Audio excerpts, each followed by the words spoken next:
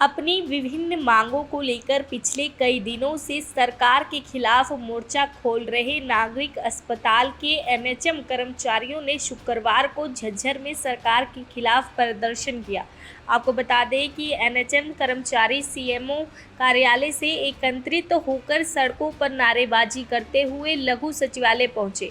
यहां भी उन्होंने सरकार के खिलाफ जमकर नारेबाजी की। वहीं एनएचएम कर्मचारियों के प्रधान अरुण वर्मा ने बताया कि पिछले लंबे समय से एनएचएम कर्मचारियों की मांगों को लेकर हरियाणा सरकार कतई गंभीर नहीं है। उन्होंने कहा कि सरकार एनएचएम कर्मचारियों का शोषण कर रही है। उन्होंने यह भी कहा कि सरकार हठधर्मी का रास्ता छोड़कर एनएचएम कर्मचारियों की मांगों को जल्द से जल्द पूरा करे, अन्यथा सरकार को इसके गंभीर परिणाम भुगतने होंगे। अपनी मांगों को दोहराते हुए अरुण वर्मा ने बताया कि उनकी मांग सभी एनएचएम कर्मचारियों को नियमित करने, 7वें वेतन का आयोग देने और सभी एनएचएम कर्मचारियों को जॉब सिक्योरिटी देने की है। उन्होंने कहा कि जब तक उनकी मांग पूरी नहीं हो जाती तब तक उनका आंदोलन यूं ही जारी रहेगा। उन्होंने ये भी कहा कि आने वाले 7 जुलाई को हरियाणा भर के एनएचएम कर्मचारियों का सीएम आवास के घेराव के कार्यक्रम में वे सभी बढ़ चढ़ कर भाग लेंगे।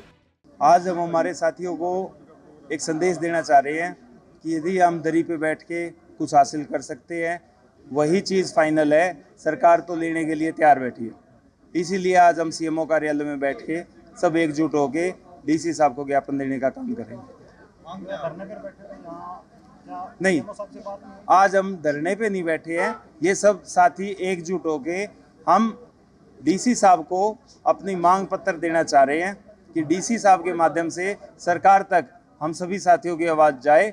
जहाँ पे इतनी जो तानाशाही वाला जो काम चल रहा है, जो शोषण का काम चल रहा है, वो ना हो और हमारे सभी साथियों को जो इनका हक है वो सभी उनको मिले। तो इस बारे में सीएमओ साहब से कोई बातचीत हुई है?